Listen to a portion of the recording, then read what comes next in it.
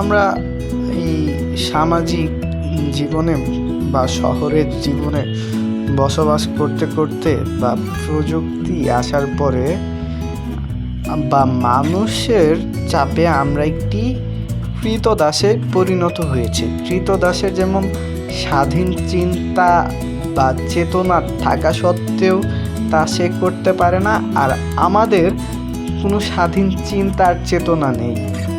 আমরা প্রত্যেককেই ফলো করি, আমরা ঘন্টার পর ঘন্টা ফোনে স্ক্রল করে যাই, কিন্তু ফোনের থেকে বাহির হয়ে বাহিরের দুনিয়াটা কেমন তা এনজয় করি না।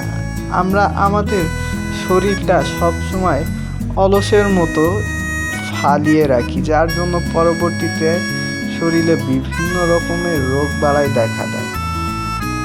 সো এগুলো সব কিছু থেকে আমাদের বাহির হয়ে আসা উচিত এবং জীবনটাকে আসলে উপভোগ করা উচিত, আর সময়টাকে সব সময় প্রোডাক্টিভ কাজে ব্যবহার করা উচিত।